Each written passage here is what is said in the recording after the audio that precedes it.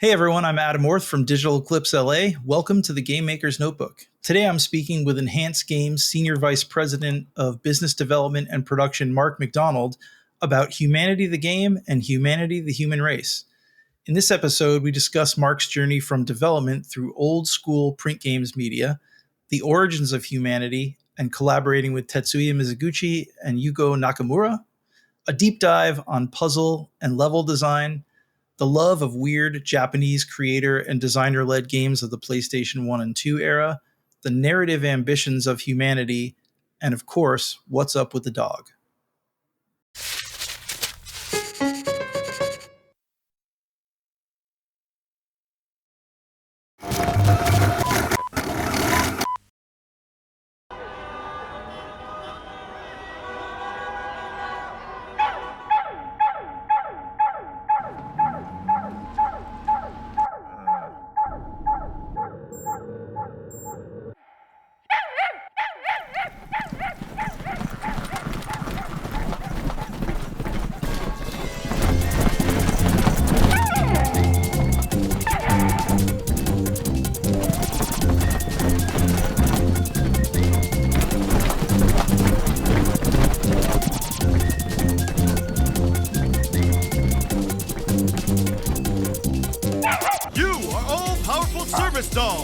Guide people to the goal in action puzzle levels of story mode. Then make your own levels or browse and play levels created by other users. Plus optional VR mode. The ultimate TV game, Humanity! Mama-chan! 人類を持って遊んじゃダメって言ってるでしょ! 新発売! Available now! PlayStation. Hey Mark, it's good to talk to you today. Hey, thanks. So first time, long time. Glad to be here. Well, today we're going to be talking and learning all about Humanity, the game. I'm sure you're tired of that kind of... And maybe a little something about humanity. And maybe a little something about ourselves. In general. Yeah. I'm really excited to hear about everything I can about this game. I'm a huge fan of the game. I'm Awesome. a huge fan of all the games that Enhance has made. This type of game is completely right up my alley, and I've been following it for a long time, including before there was a dog in it. So Wow. I have a lot of questions, and I would love to just start off by learning a little bit more about you, your journey through video games, Sure. how you ended up at Enhance, and how you guys came to the place where you are now, which is absolutely crushing it with world-class video games. Oh, Adam, you old so-and-so. Well, first of all, thank you for having me. I have been a fan of this podcast for a while now, and loved your interview with Jojo, as we call him, John Johannes, on Hi-Fi Rush. That was really cool. Dig that one up, and appreciated the Humanity reference even at the end of it. So, so I'm an old timer like yourself. I've been around for a while. To give you a good idea, how I got started was print magazines back when video game print magazines were a thing. I, throughout college, befriended a group of people on the burgeoning internet. At the time, IRC chat. Did you ever get into IRC, Internet Relay? Basically chat rooms. Yeah, of course.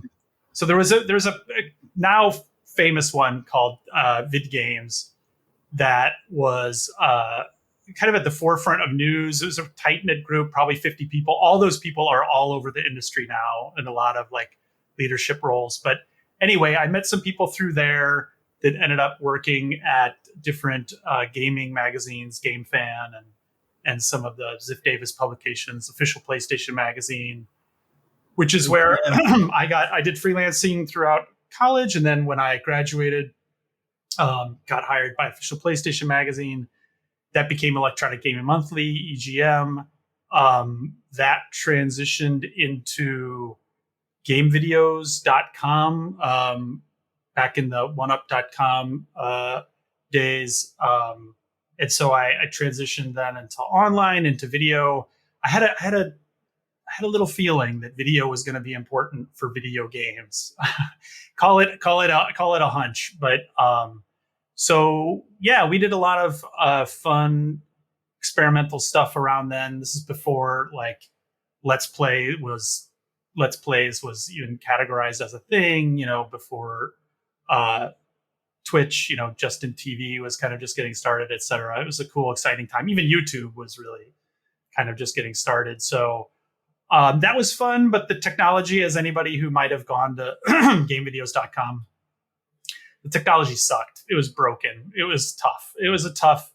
We had great content, but the delivery was pretty rough. And so I left and pursued a longtime dream to live in Japan a little bit, and worked with some friends at a place called 8-4 that does localization. Mainly, we started branching into consulting. And one of the things we were consulting on was with our friend Miziguchi-san from Sega, United Game Artists. He did Sega Rally, did Rez, Space Channel 5, Lumines, a lot of those games. And he was frustrated by the fact that his game, specifically Rez, was quote unquote like trapped on these older systems. So at the time, PS2 and Dreamcast, I think were the only ways to play Rez. And those were systems that were not forward compatible with any of the current systems at the time. And so he wanted to bring them to PC. He wanted to bring Rez to PC. And so we were consulting on him doing a Kickstarter, actually, to do that. This is probably 2011, 2012, when Kickstarting was kind of going big guns. And what happened around the same time, as I know you know, is that VR started. Speaking of Kickstarters, yes, the VR revolution had begun. And so actually, Rez was originally envisioned, and Mizuguchi-san's past at Sega R&D before he became a producer was actually working on very early, and I mean very early, virtual reality. We have this image that all of our company decks start off with, which was taken, I think it was in 1993, of Mizuguchi-san, another Sega engineer. They had two Game Gear screens, and they had a webcam, like a low Logitech webcam that they were holding, and two Game Gear screens attached to a monitor. It's probably was 100 degrees and giving them cancer and all kinds of terrible things. But they were experimenting with actually very early MR, like pass through, using the webcam and 2D images placed on top of it, and wasn't able to. Anyway, he was all about it. And when he originally envisioned Rez, he was thinking of it as very much like an encompassing 360 VR experience. And so it was like, well, this is happening at an interesting time. The desire to bring Rez to modern players and have it be forever playable. And it just kind of worked out that, hey, let's make it playable in VR. And is there a chance that we could actually add new content that's like bespoke made to take advantage of modern consoles and VR also as well? And that's kind of what ended up happening. So we had a deal with Sony, and it's since come to a bunch of other platforms. But the launch of PSVR, we came out with Rez Infinite, which was a re-release of that game, which was almost 20 years old at the time, remastered, and then had this new section that was kind of bespoke for modern consoles. And so I kind of lost totally mind-blowing. Oh, that's so cool. Thank you so much. Well, and I kind of lost the thread there about what happened. So I was consulting on that Rez project, but about halfway through, I had decided that I wanted to pursue other things. I still love 8-4. I still talk to those guys all the time, but I wanted to get a little more hands-on making games. I'd kind of worked around games for a long time, being in the media and then being in in localization and then in kind of consulting, but I wanted to kind of dig in and get my hands dirty. And I also wanted to like learn Japanese because I was still, even though I was living in Tokyo, I was working in English all day, every day. And you can actually do that and not learn Japanese. And so when I was leaving 8-4, this opportunity presented itself with Mizuguchi-san to say, hey, well, why don't you come over and help me finish? We were consulting on announcing the game and what it was going to be and whatever. And he's like, why don't you just come over and help finish Res Infinite with me? And I would be using, Japanese, and I would be getting into games. And that was ultimately what I wanted to do. And so it just kind of worked out that was my transition. And that was 2015, 2016. So that just kind of led into the next game and the next. And that's how I came to be at Enhance. Enhance is a really, really interesting company. From your website, Enhance is focused on the creation of new synesthetic experiences using AR, VR, MR, and XR technologies. Our goal is to deliver unique, multi-sensory experiences in the form of entertainment, art, devices, or service to users around the world. So that's the official. That's the official version. Let me give you that's a little bit wordy.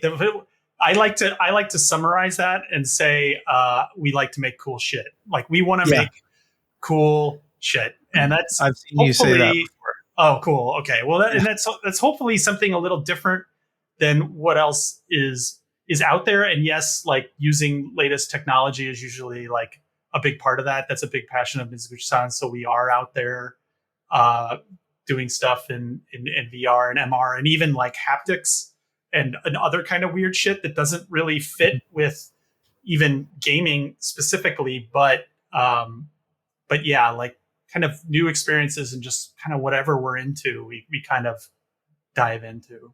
It's interesting because if you look at the games Res Infinite, Tetris Effect, and now Humanity, those are all very different games, but they all have a very noticeable thread running through them.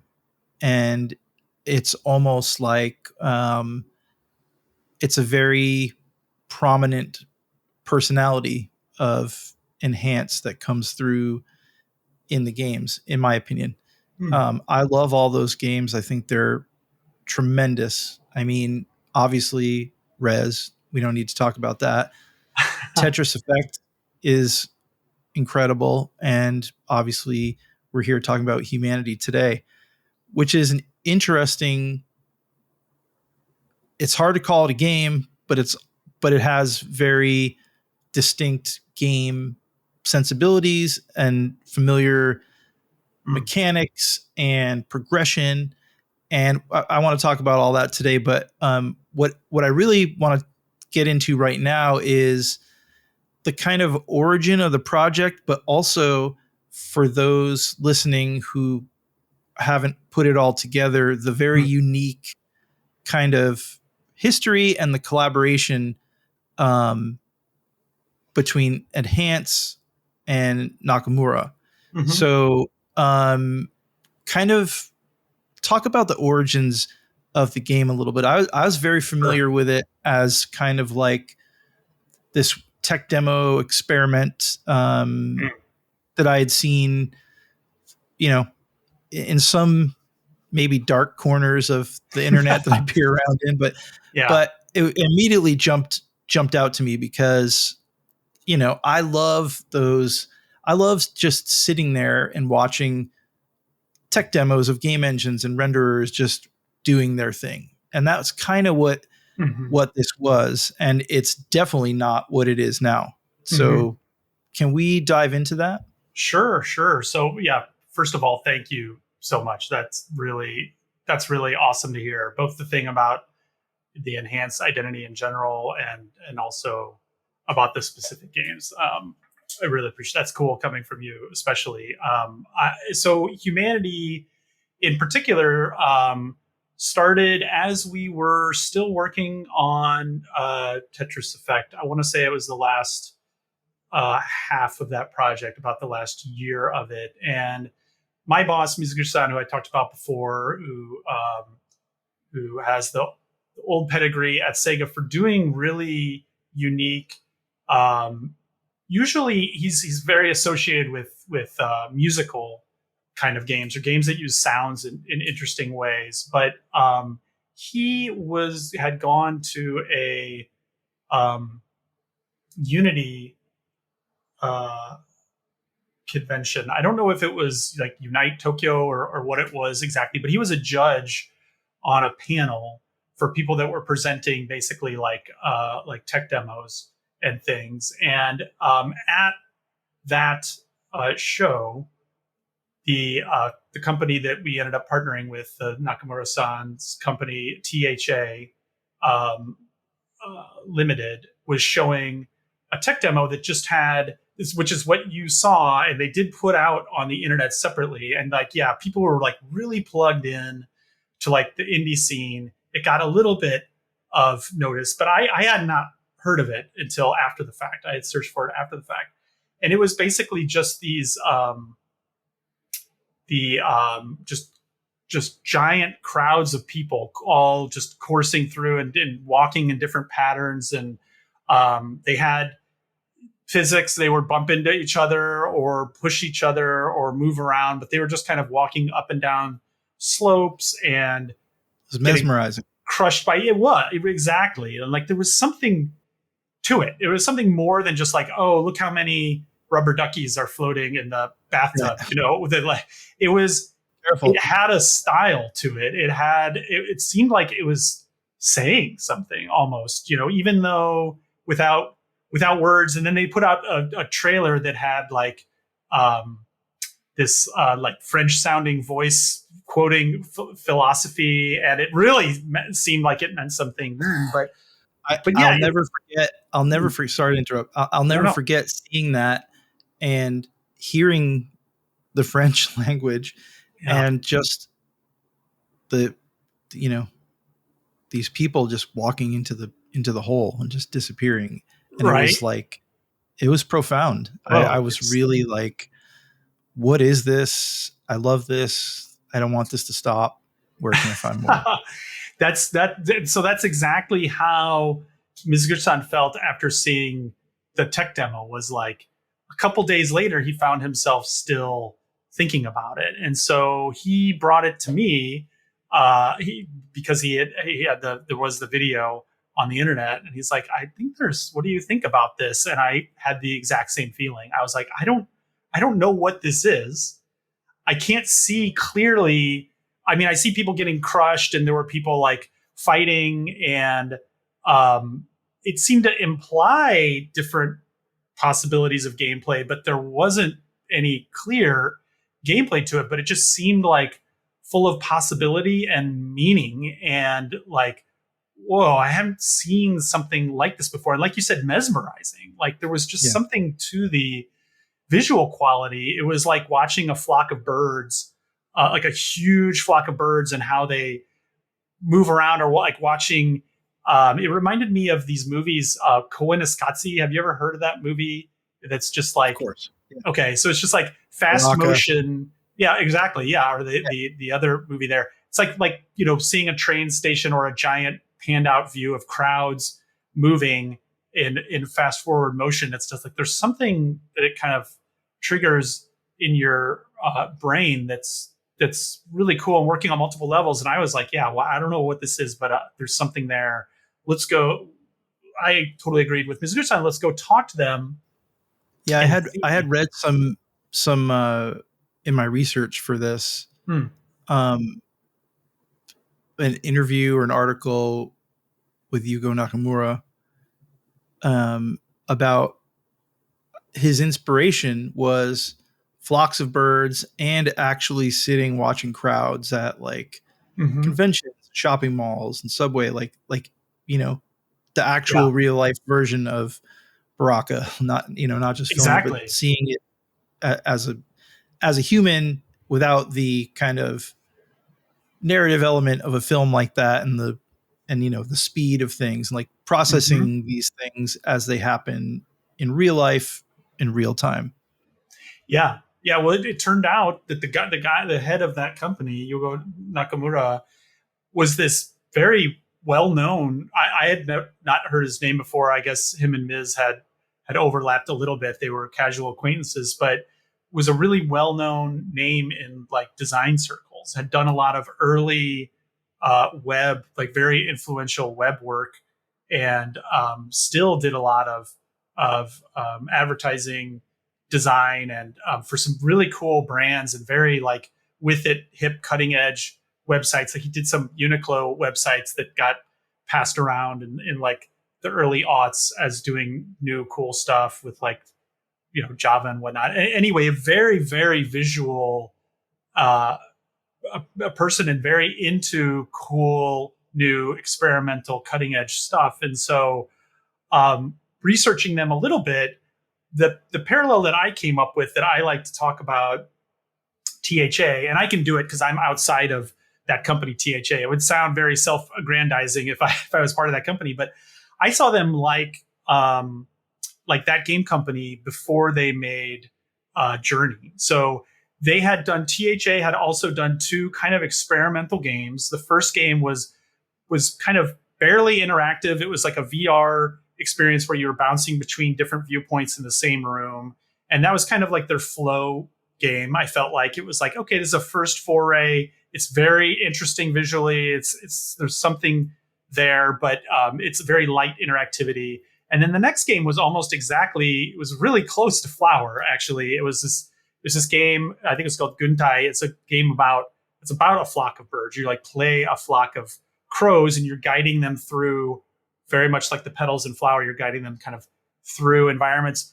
And it was more of a game, but also trying to kind of say something and be visually arresting. And they were very interested in doing a very meaty game experience now. They were very interested in, they kind of dipped their toe in. And when we met with them, they were like, no, we were very interested in making this a full game. And so it really worked out great. It was like, okay, well, as Enhance, we will come in and fill whatever gaps feel like they need to be filled in to realize your vision, and then also, you know, take care of all of the publishing duties and help with PR and marketing and all of that kind of stuff that you don't have any experience with. But let's take this seed that you have that has all this potential and like explore it together. And so yeah, that was 6-7 years ago. It was it took longer to make than we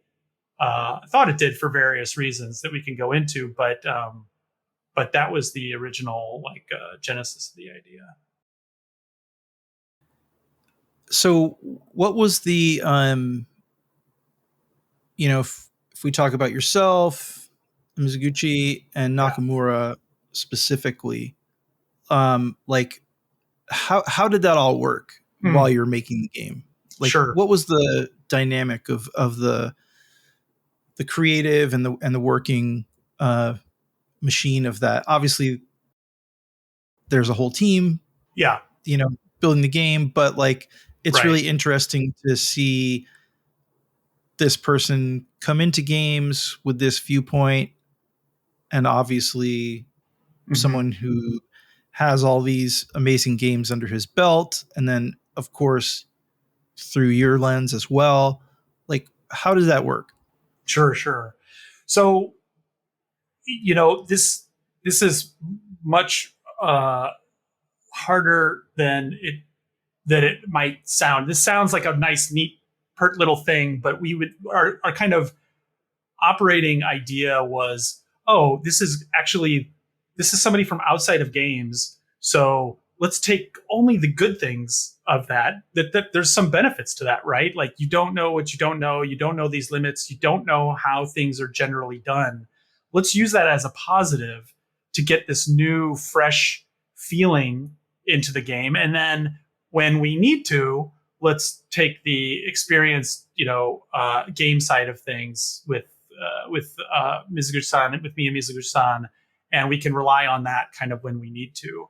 But of course, it's much messier than that when you actually dive into that. But that was kind of the the idea was it was absolutely Nakamura-san's vision. So everything for the game, ultimately, we wanted to empower him to have a feeling like it was his, and it was his baby. I mean, separate from the team and everything like that, and of course the entire team is 100% responsible and takes credit for everything.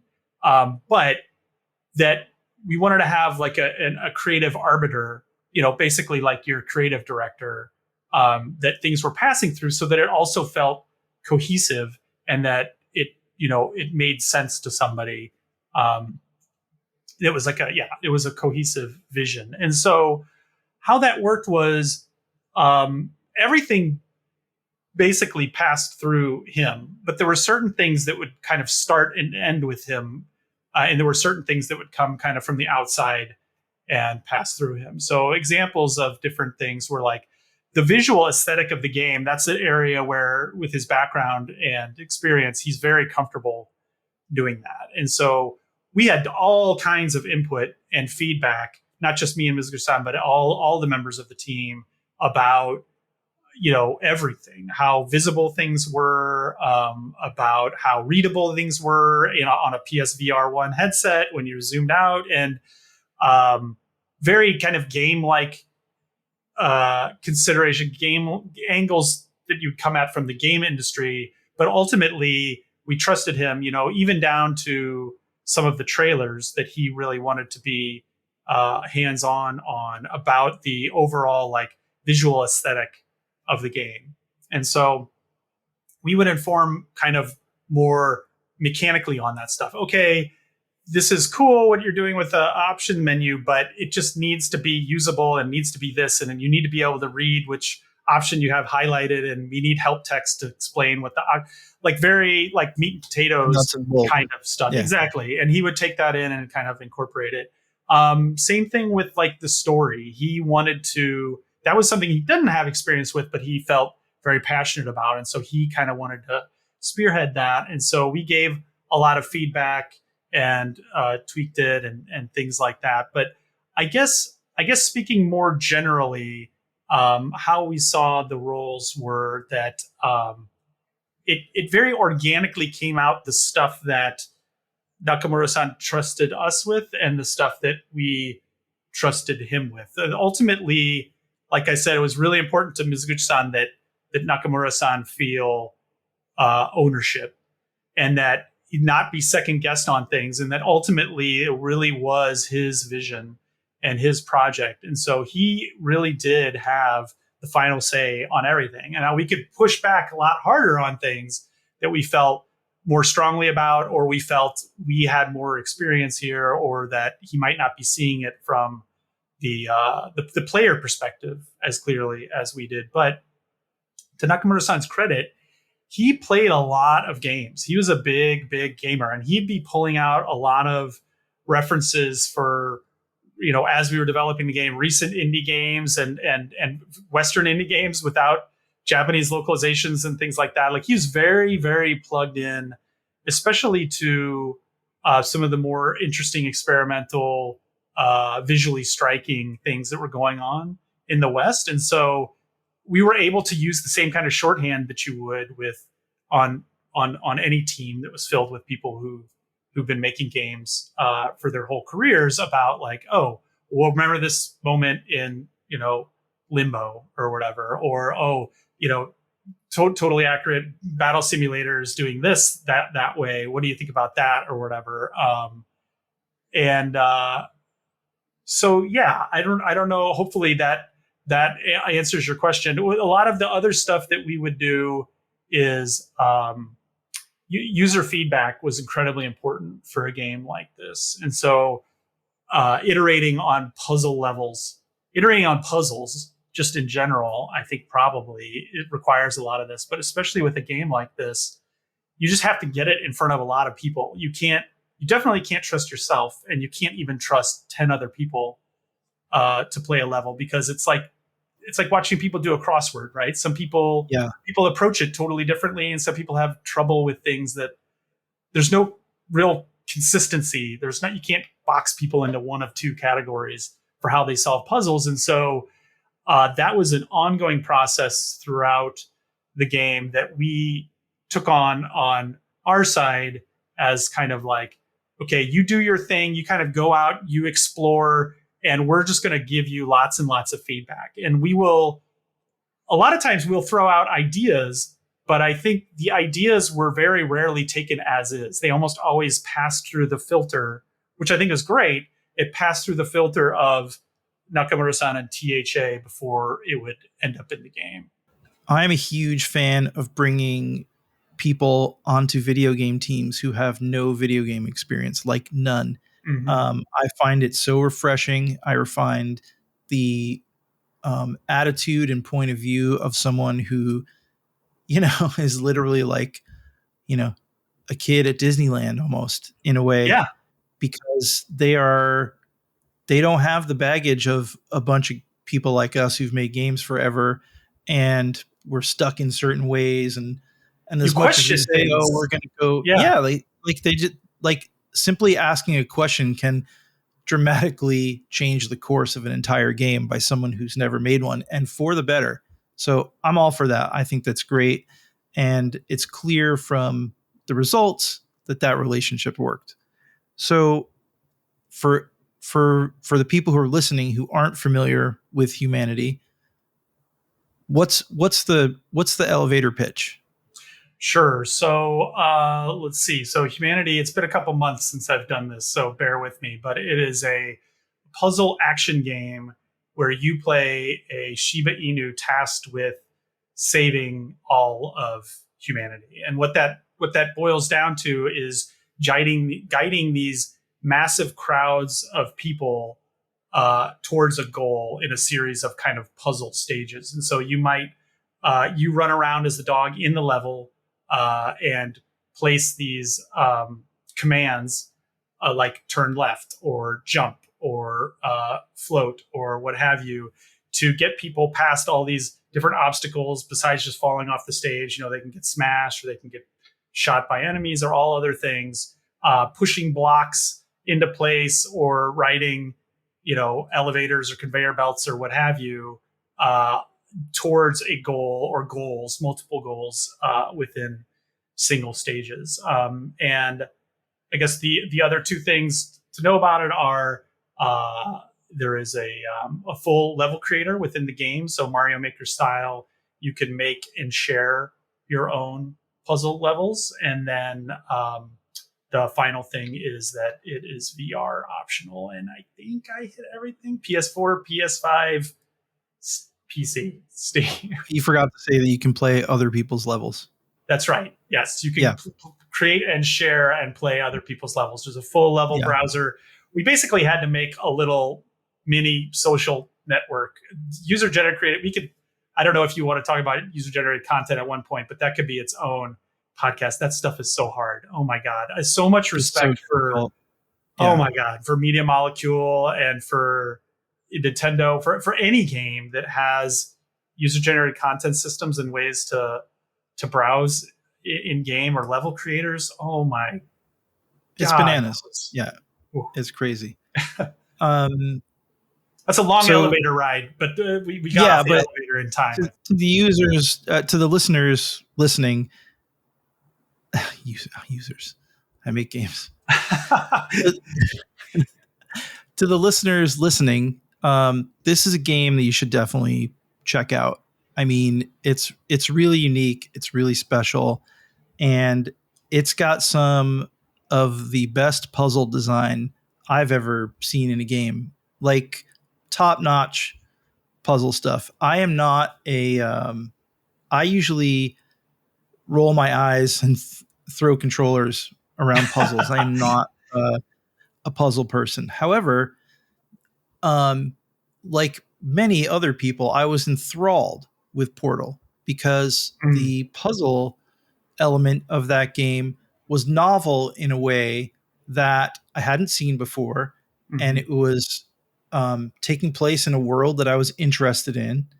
and there was a really interesting story going on there. And I find in most games, puzzles are just, it's a puzzle. It's like not part of the world, almost like, right. you know, in the original like Tomb Raider game, when you came upon a puzzle, it was like, oh, this feels like this has been here forever, and this is part of the journey, and it's part of what we're doing.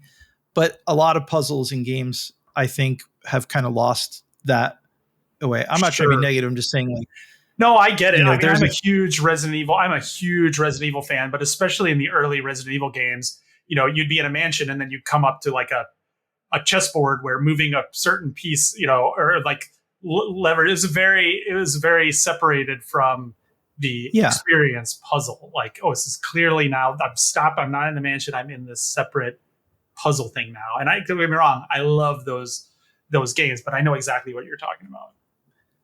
So I don't want to stop doing these puzzles. Like it's like I haven't finished the game. I'm very close. I think I'm in war right now. Oh, right on. And it's so compelling to me for so many different ways. Like, you know, like controlling this large group of people and benevolently helping them is so satisfying. And it's the most peaceful and non-threatening puzzle game I've ever played, because I'm not stressed out. It's like zero stress, this kind of like magical but peaceful Rube Goldberg kind of machine. Yes. It's extremely satisfying. It's emotionally rewarding. And it's got this whole like undercurrent of like, you're actually kind of like the architect of humanity in a way when you're like, when you're laying out your puzzle things. And like, it's so satisfying to be able to lay out those mechanics that are given per level and organically get to that aha moment where you're like, oh, that's it. Like any good puzzle game. But it's very, it's extremely rewarding for me as a gamer, because it's like manageable complexity is the thing I keep telling people about. And it's very satisfying. So there's a lot going on in the puzzles, because it's not just getting these people from A to B.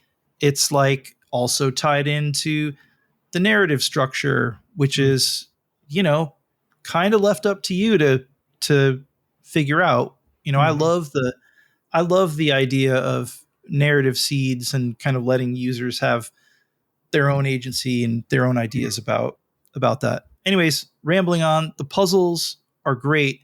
Talk to me a little bit about like how those came about, because they're so very good from a game design perspective that I often find myself going, you know, man, I'm jealous of this. This is so good. That's so cool. That's so cool to hear. Thank you so much for all of that. That's really great to hear. I mean, you hit on a few things that we were really hoping that people would feel. You know, one of the things is that not feel stressed while you're playing the game. And we had, you know, we went through a lot of phases and ideas, which is like, oh, okay, should we reward people for no people falling off the level? Or like, should you have a counter keeping track up in the corner of how many people, and kept throwing away those, thinking, no, this is like it's like a lean forward when you want to on certain like more action based stages, but also like let people lean back and just sit there and think about it and not have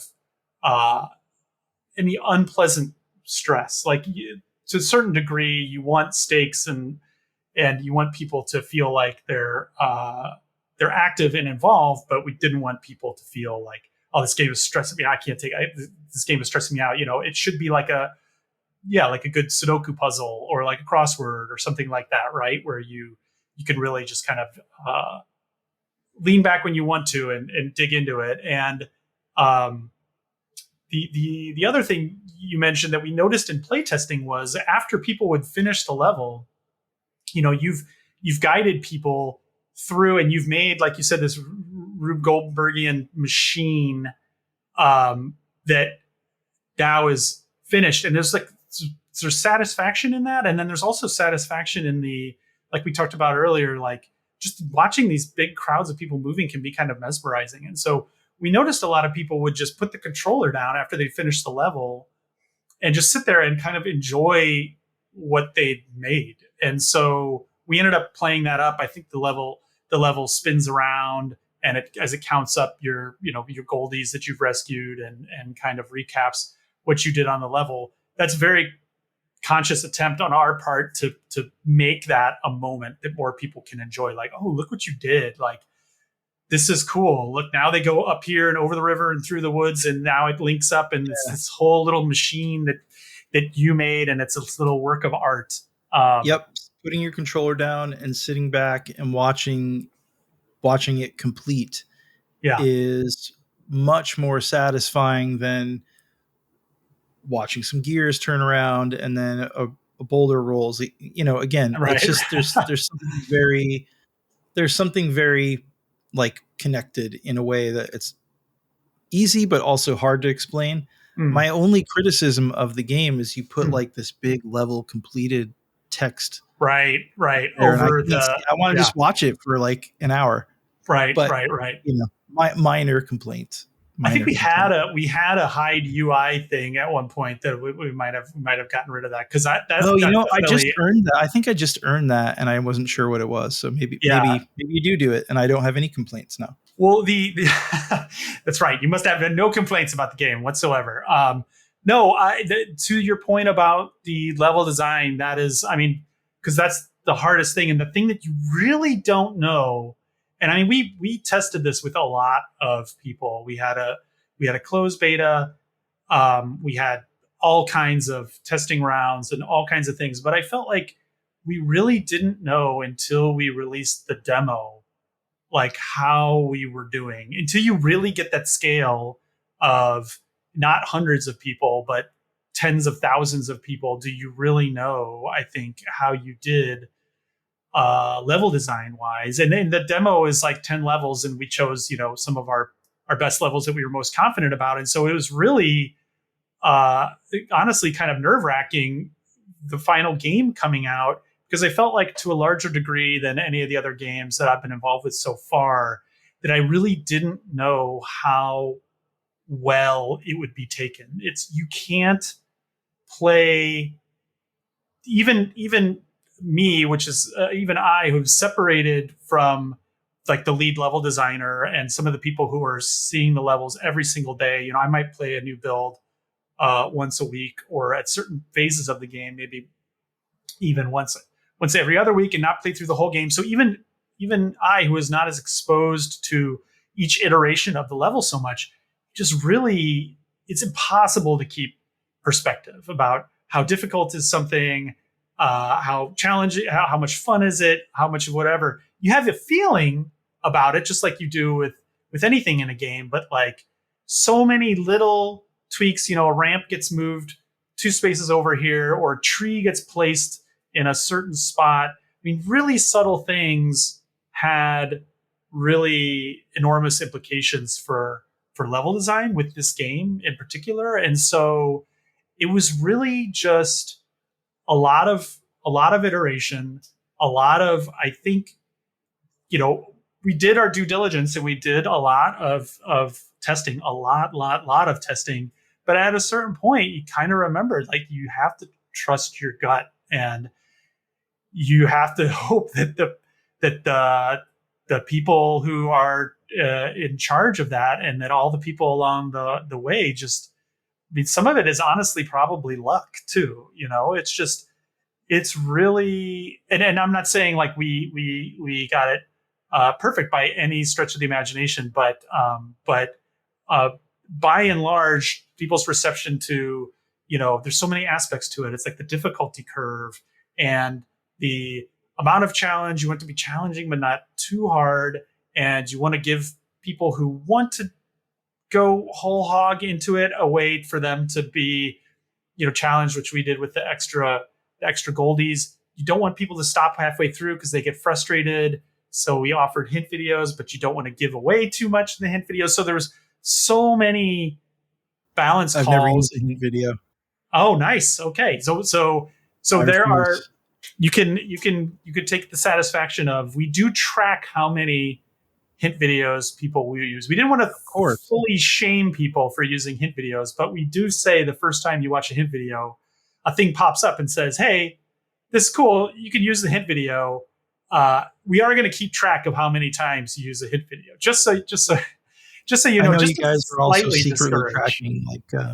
I know you're also secretly tracking how long the game has been paused and how long it takes to do levels, and you're definitely going to shame us. All of our metrics, yes. Yeah. Oh, I see here you've screwed up on level 5, but the old Kojima tactics. Where we kind of ended up on the hint videos was, okay, we will show you how to finish the stage just so you can get to the next stage. We're not going to show you clearing the Goldie, the kind of not essential to a certain extent, but then largely optional extra challenge to the stage. If you really want to, of course, you can go out on YouTube, but we're going to make you do that little bit of extra effort. We don't want to make you do a little bit of extra effort if something that Ms. really championed a lot was like, we want people to actually finish this game. We want people to not play it through in a spurt. People will definitely put it down. You might get stuck on something and then you come back to it later, and it's easy the way that puzzles that just kind of happens. Sometimes your brain gets stuck in a certain mode of thinking, but we didn't want people to quit out of frustration that was on part of the game. And so if it was like, you're just not liking a level, sometimes there's a way around it. There's a way to do another level instead, or you could just watch the hint video and at least, okay, here's how to just clear the level, get past it, and go on to the next level. We really wanted to give people that option built into the game and not have to go even one step out to YouTube, because for a lot of people, that's it. They'll just put the game down and never come back to it. So, yeah, I mean, it's the kind of game that I would be drawn to, and then, I would quit because it just became too much. And there's a very what was interesting to me is from what I knew about the tech demo, and I stayed away from demos, and I had the opportunity to be in a beta. I stayed away from all those things. I don't like playing builds of my friends' games as they're making them. Right. I like a finished experience. Yeah. No offense to anyone listening, but that's why I say no. And the very gamey progression and unlocks and all that feels very game traditional on it, which I think is really smart, because I think that's going to keep people familiar that this is a game and they keep playing it. And, the puzzles get, I want to talk about Goldie actually, because I have a whole section of thoughts about Goldie. Nice. And, let's just talk about them. So these things are so important to me in the game. They're it's like life and death with these Goldie characters. And for a bunch of reasons, it's obviously the perfect game-like element in a non-game experience. It's it makes completion and progression important in a way that doesn't take away from this ethereal theme and narrative of humanity. And it actually ties into it pretty well, because what is this very different, very unique person in the mass of humanity? And there's obviously one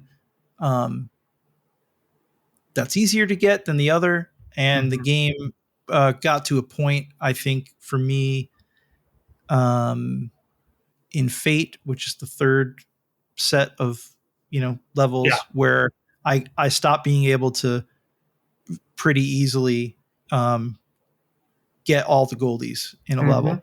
Mm-hmm. So I have to actually go back because I will platinum this game. No question Oh my about goodness. it. That's really cool. Well, yeah, Goldie, that's great to hear, because when we hit upon that, so Goldie are these like bigger people, Oscar statue looking, literally gold single people that are in the levels that you don't have to, for people who haven't played the game, you don't have to get them, strictly speaking. However, you are gated, kind of like stars in a Mario game. At a certain point, you have to have gotten so many Goldies in order to continue to the next stage. But otherwise, Goldies are used to unlock other rewards. A lot of them are cosmetic, a few gameplay mechanics, and like kind of quality of life features. But that was a huge discovery for us that we felt really great about in the eternal quest to balance the game. So, because you have all different types of players, right? Like I can tell just from talking to you, it's like, okay, you won't watch hint videos. It bothers you when you finished a level that you didn't get all the Goldies, right? So I can tell you're a certain, you're a certain type of player, which I fall into that category very much myself. There are some players that when the Goldies were not required at all, they didn't give an F. I mean, they were just like, whoop, okay, we don't care at all. And if you don't care about the Goldies at all, some of the levels, the minimum to clear them is pretty simple, but it starts to get really interesting once you have to get, if there's 2 or 3 Goldies, once you have to get, all right, you have to get one of the Goldies, but then, oh wait, how is it even possible to get all of them? That's where sometimes it really, to me, really gets interesting, but to other people it gets really annoying, right? Like you have to really figure out like the 2 or 3 different tricks to the level in order to get all the Goldies. Sometimes there's a implication of a mechanic that you might not even have realized up until that point, but like a permutation of how something works that is really specific, and you need to know that and use it properly in order to get the Goldie, or you need to change your thinking about a level in order to get the Goldie. Yeah, that's a really good point. That's a really good point, because I think probably in the second set of levels, which is choice, I had this huge aha moment where I was like, oh my God, it's not about setting up the perfect path. It's about setting up a path and then taking stuff away and timing stuff and putting things over here because, and then getting them back on the critical path. It's quite a balancing act later on that, again, it's amazing how not frustrating it is. I mean, I should be throwing my controller at this game, but I'm not. And that says a lot for someone like me, because I do get frustrated pretty easily with puzzles, because I'm mostly frustrated with myself from being an idiot. But like there just seems to be, when you put the mechanics and the flow of it and then getting the hard to get Goldies, it's a uniquely satisfying experience. Again, when you get to put the controller down, sit back and watch all that happen. And it's like, you don't even have to break a sweat. It's just very zen. That's great to hear. Before. Well, yeah, the frustration angle too. That's something that was really, really important to us. So we wanted to take as many steps as we could, with players who would maybe not feel like they needed to get every Goldie, but there's certain types of levels, right? Like you're in, like you mentioned, I think it's Fate, the sequence 3, where you have to place all your commands. Normally you can run around in real time and change and edit commands and do things, but in the like time has stopped in the level, and you place all your commands, and then once you start time, you can't adjust it anymore. You have to just live with how you had placed things. And certain people love those types of levels. Certain people don't like those levels as much. And so we wanted to, in order to avoid frustration, it's as much as possible, as much as we could, we wanted to sprinkle types of levels throughout where people could have another path, or if you didn't like a certain type of level, that type of level would be over soon enough. Or again, like the hint videos to at least just get through the level. We're not going to help you get any goldies. You're going to dig into the level types that you like and get the goldies. You might not mind replaying a certain type of level as much and going back and getting the goldies, and that's fine. Go and do that. Dig in. Don't have to, if you don't like a certain style of level or a particular level on its own, like there's ways for you to hopefully like get around it as soon as possible. And I will say the one thing that we ended up on that I think was a small thing, but one of those changes that I think made a huge impact was allowing people to reset the levels, but leave all of their commands placed throughout the level if they wanted to. That's a huge note I have also. Okay. Like the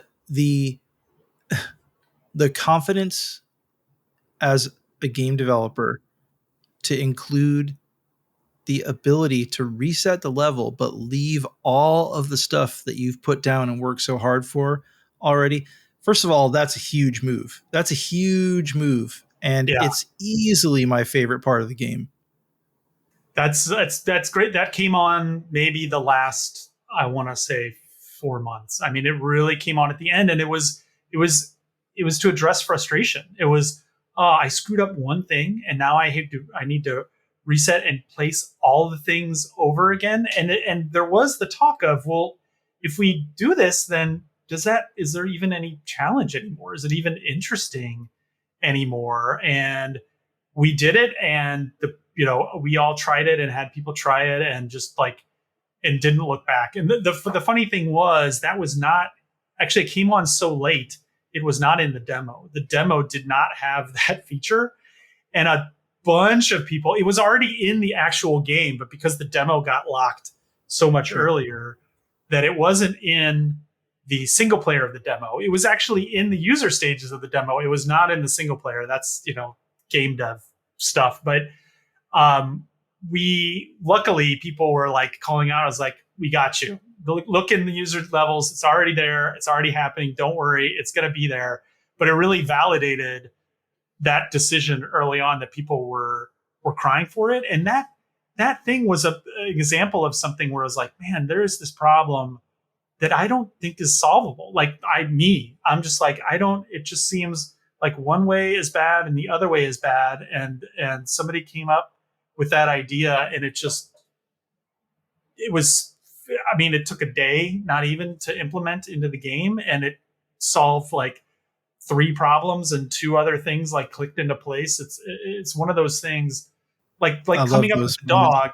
Yeah. Those moments are the moments that people love developing games for. I think those are the moments where it's like, that's why we do it. It all comes together, and it's elegance, something that solves multiple things with one simple solution. Everyone's high-fiving in the office. It's like, it's a magical moment. It's a great moment. It's crazy to me that we played that game for 4 years without that feature. It's just one of those things where, it goes back to what we talked about. Like, somebody outside of the game is like, oh, wait, why aren't you just doing this? And it's like, oh, like you haven't sometimes, coming from the outside. You just have a different perspective. But I think that was Ishige-san, our lead level designer, who I think came up with that idea. Incredible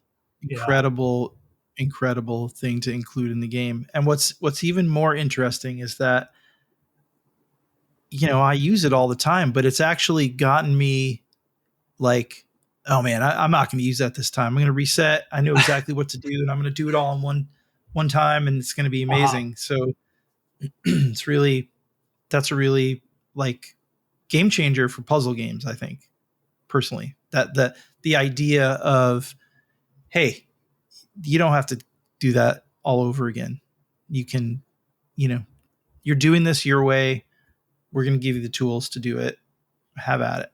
Yeah, and it did have some level design implications. It wasn't oh, let's just throw this thing in there and that solves everything. Like there were some things where it's like, oh, okay, well, if we do that, then this type of level is a little too easy now, or there was some tweaking that went on along with it, but that's great to hear, because internally the team was really happy about that, and the feedback that we got from the users of the demo and then the final game, and people were just really happy to have that feature. So let's talk about the dog.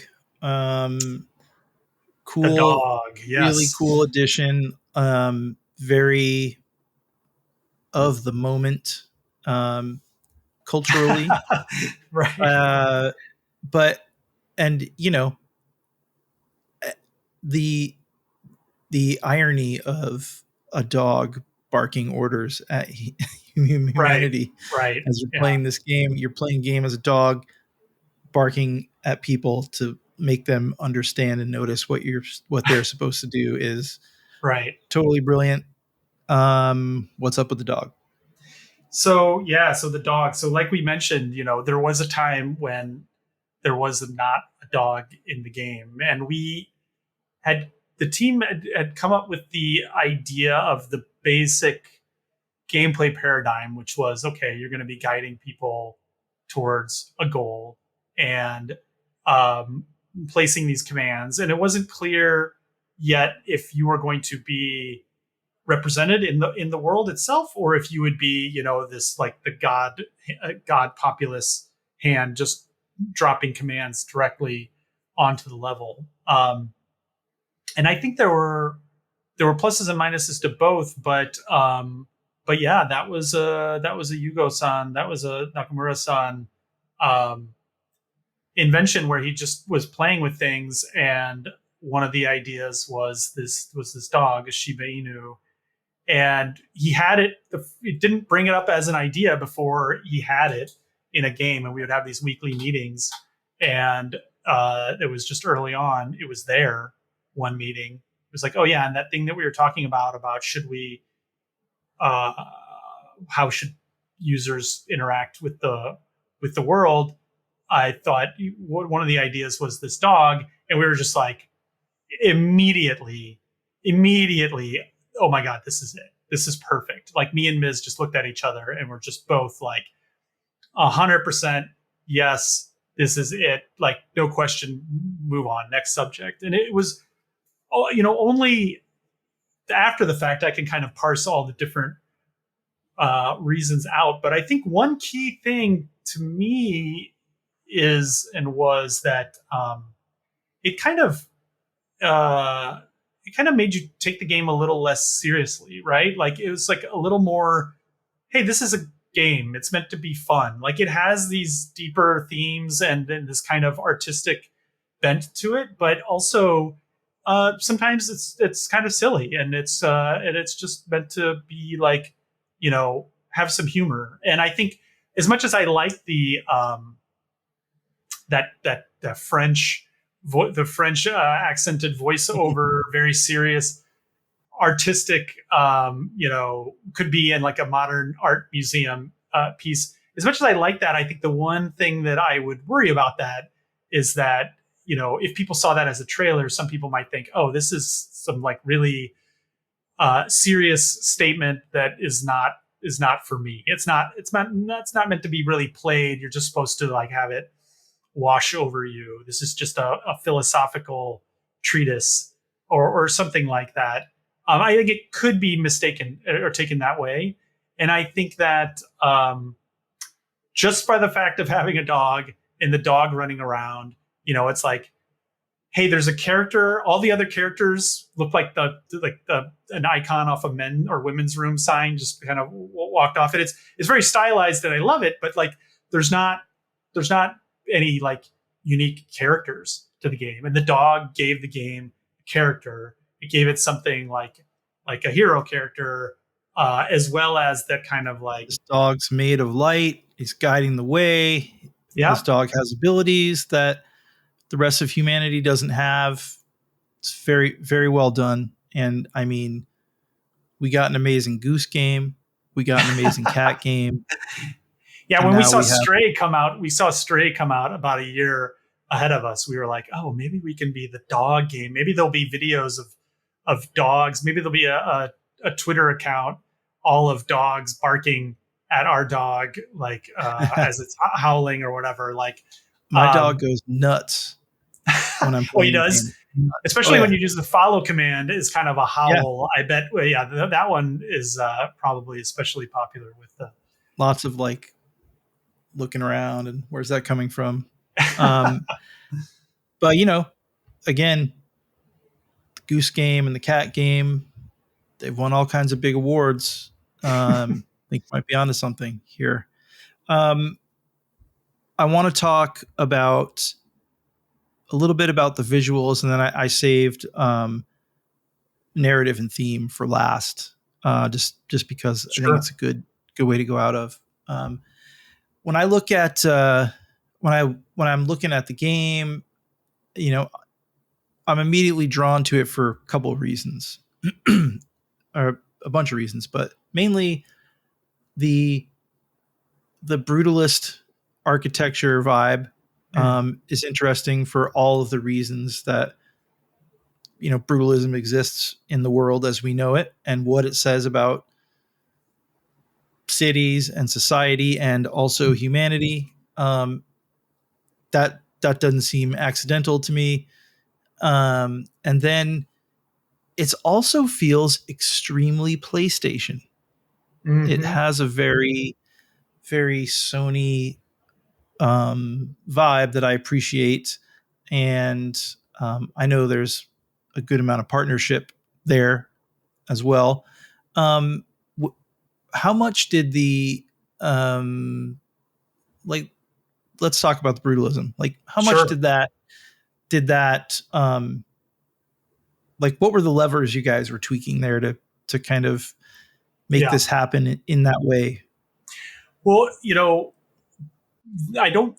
There's the technical aspect that I can't really speak to as much, but I know, like, visually, it was really important that the people, I guess, pop, for lack of a better word, that you were able to like really keep track of the people, see them represented easily, zoomed out or not, from different angles, whether you were in a little bit blurrier VR vision or not, or what have you. And it needed to look in the style of the people, which was just very much a style that Nakamura-san was going for. But it was funny because, about halfway through development, it was like, what about the blocks? Like, could we have more variation in the blocks? Like, what about, different colored blocks, or like brick blocks, or things that were whatever? And Yugo-san, I think, thought about it a bunch, and he's like, all right, let me go back and I'll come up with some different options. And if you go into the level creator in the game now, you can see all the different types of blocks that there are, but it's like concrete, crushed gravel, reinforced steel, or whatever. It's pretty subtle. Like, if you see them one next to each other, it's a little different, but it all goes back to his strong belief that it needed to have a cohesive visual look.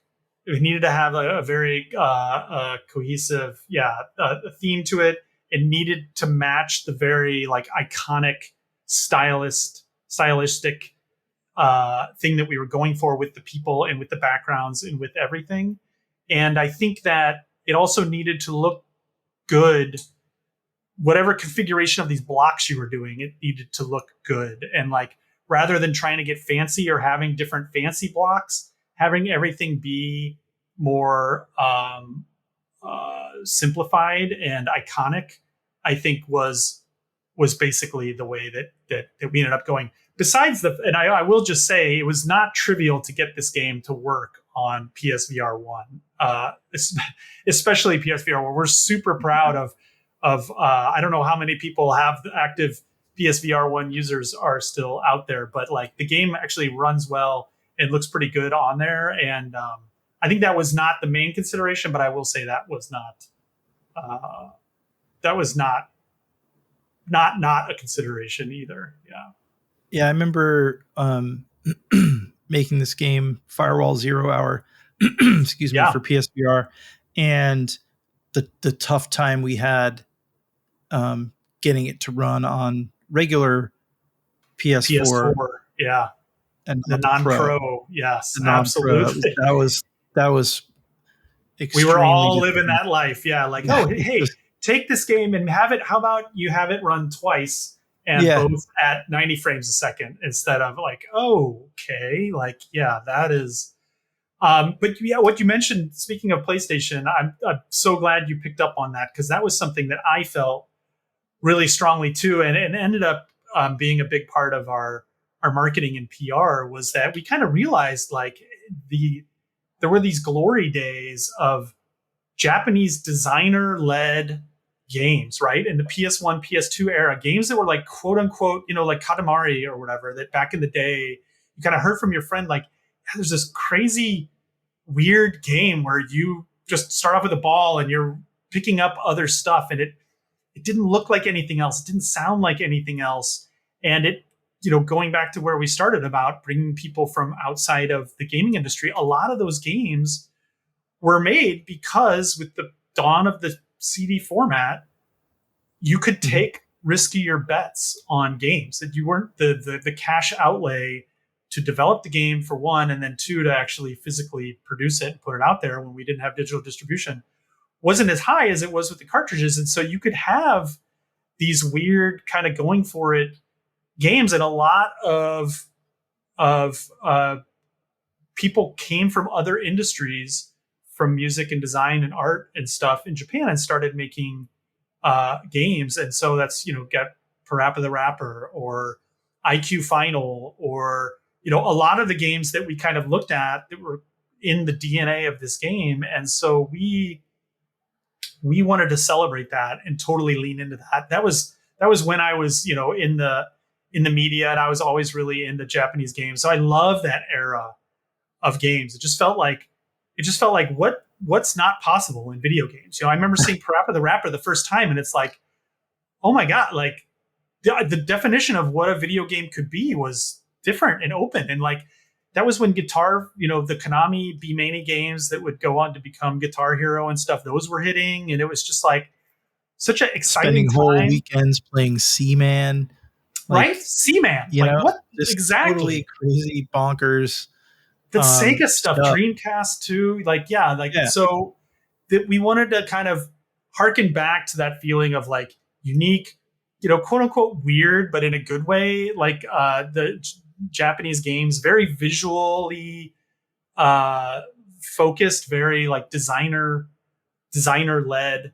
And so that's why our commercial campaign, we made a series of these shorts that were the advertising at the time was also very innovative in Japan. And it's only now with YouTube and everything that people get it. So it might have been a little niche, but hopefully people at least got the feeling from our ads, which harkened back to PS1, PS2 era Japan ads. Hopefully they got the feeling of, whoa, what the hell was that? That looked weird and cool and very Japanese. And like, that's kind of how we feel like hopefully humanity feels to people, is like different, could have only come out of Japan, but also like not the typical, like not your typical video game that you get these days.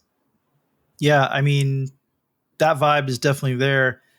And I was also referring to the fact that if you go into the non-level stage where all the people you've collected are, and you mess around with the camera a little bit and you go actually down to the ground, maybe I'm just making this up, but the ground texture has the same type of texture as like the plastic on the DualSense controller and the outside of the PlayStation 5. I'm just saying, I noticed that it was noticeable, but I appreciate it, whether it's intentional or not.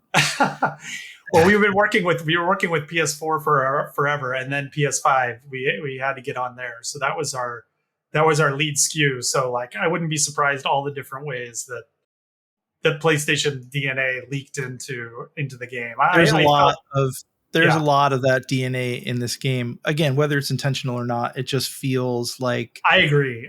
Feels like totally a cousin of like Astrobot in a way that is like very it's like a warm embrace that, you know, when you're playing the game, you feel it.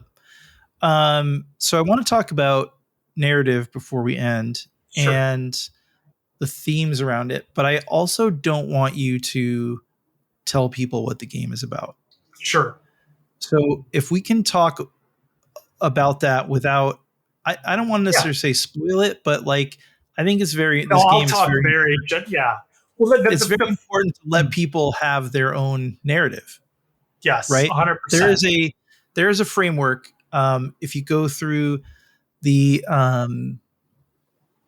level, the kind of collection of level names: awakening, choice, fate, completion, war, dependence, civilization. Competition, I think, is that what competition is. Sorry. Did I say completion? Sorry. Competition. So awakening, choice, fate, competition, war, dependence, civilization. I mean, that's a story arc right there. Right? Right. Yeah. So like, what are we really talking about here in terms of like what you want players to start thinking about and then letting go and letting them do their own thing? So without sounding, I don't want to sound too like, you know, highfalutin here, but I do, you hit upon something I think that was really important to us, which was to not have, we didn't want somebody to get on Reddit or like a YouTube video and be like, oh, here's what the story of humanity was definitively. And here's I respect games that do that. And there are games that can do that really well. That's like, oh, if you're really paying attention, you get every item and you do everything. It seems like it's open, but there is really something that there is like a one story to it that the things, if you put all the puzzle pieces together, it really adds up to. And so, you know, with a name like Humanity, which we had pretty early on, we did feel like these giant crowds of people, and we're developing this over COVID times, the pandemic. And so there's a lot of, you know, thinking about crowds of people and people being bunched together or separated and put in isolation and what have you. And so I don't think that is like a explicitly called out much in the story, but I think that absolutely any game made in that time had to have that as an influence, but especially something when you're talking about the whole of humanity. And, you know, I would say that we wanted the story to do two things. Like, we wanted the story to just interest people enough to be another driving force, another reward pushing them forward, that you were finding out more about something that seemed interesting enough that you wanted to keep playing for that reason, in addition to the mechanical rewards, in addition to hopefully just the levels themselves being fun, etc. But so we wanted to do that. And also we wanted to, you know, Nakamura-san, I think, had things that he wanted to say with the game, like without, you know, trying to sound too pompous or presumptuous about it. Yeah, but he had things and themes that he wanted to touch on, and not hopefully in a didactic, hey, here's what we should all be thinking about something, but maybe just that, hey, what do you think about this? Or like, hey, maybe you were thinking about this in this certain way. Did you happen to think about it from this way? Like, these people's perspective is such, and what about these people's perspective, and who are you identifying with, and why? And, you know, I think you can not get that at all from the game, and hopefully still enjoy it. But for the people that are open to it, hopefully there's enough there to to give them things to think about, and also hopefully they get something over the overarching story that I'm trying to like really carefully. I'm going to keep it. Maybe I'll just draw the line there because I don't want to put my interpretation on it as any kind of correct one, or right. perspective. There's no correct answer. There's really not. And to some people that might be frustrating, and some people might want to know, well, wait, what is the exactly this, that, and the other thing? And but yeah, I think that the tone that it hits, and again, yeah, hopefully some of the topics that it brings up, and hopefully again, not in like a ponderous, like talking about it, I think it could come off as pretty like dry and yeah, like pompous and what have you, but hopefully in a fun and interesting way that it kind of makes you question some assumptions as like video game like player. any good piece of creative work does, whether it's a painting or a book or a movie or an album or a game. That's part of this. And the beauty of that is that me and 5 other people can sit down and discuss this game, and it's going to be different for everyone. Not only what does it mean, but like, what was your strategy?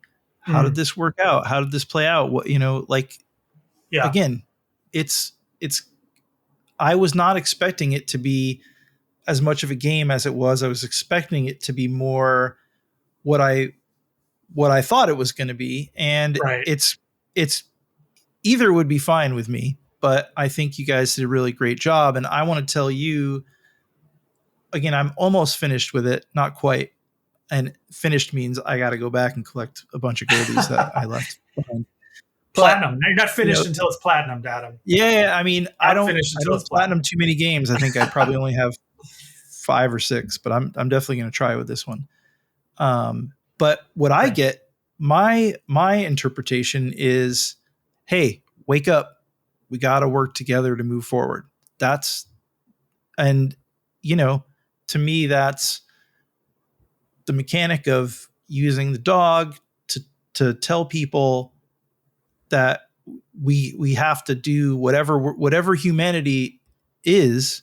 It requires all of us, right? And that's the message that I got out of it. And again, everyone else, they're going to have different ideas about that. And I think that's what's really cool about the game, because again, like any great, modern art, for example, they're saying something about something, but it's never explicit, and it's always left up to the person experiencing it. And I think you guys did a great job with that. Well, thank you. That's awesome to hear. And that's exactly what we're hoping for, separate from your specific interpretation, just that that it did spur something in you and had you at least thinking along those lines. That's really, really awesome to hear. So I'm curious if that will change as you finish the game. But I think that's a really not non-committal, but that's a very, very interesting, cool interpretation of it. So, well, I will definitely let you know if it changes. Seems cool. Pretty set for me, but I will let you know. So, Humanity is out on PlayStation 4, PlayStation 5, Steam, and of course, it's in VR. We didn't really get to talk too much about VR. VR optional, yes. A whole podcast about that, but yeah, listeners, it's amazing in VR. Like, it's really cool. It's different. So it's different than playing it regularly, but it's really good. So, Mark, it was really cool to get to meet you and talk to you about this today. I've been looking forward to talking to you for a while about this game, and wish you guys nothing but all the success with it. And I'm actually ready for your next game. That's awesome. Thank you so much. And yeah, just to paddle back, I do want to say, like, Karateka, I'm so psyched. It's just coming out as we're recording this, and I've been hearing Launch day. I got a couple friends, that they got a couple early copies, and like that's so right up my alley. So totally believe in that whole thing you guys are doing. I think is amazing, and just Karateka specifically too. Like, can't wait. So congrats on getting that out there. Thank you. I will pass that on to the team because they're definitely not listening to these. They hear enough of me at work. And thanks for having me. It's great to meet you as well. This was really fun. Yeah, it was a super fun chat, and I don't know. Let's keep in touch. Awesome. Thanks, Adam.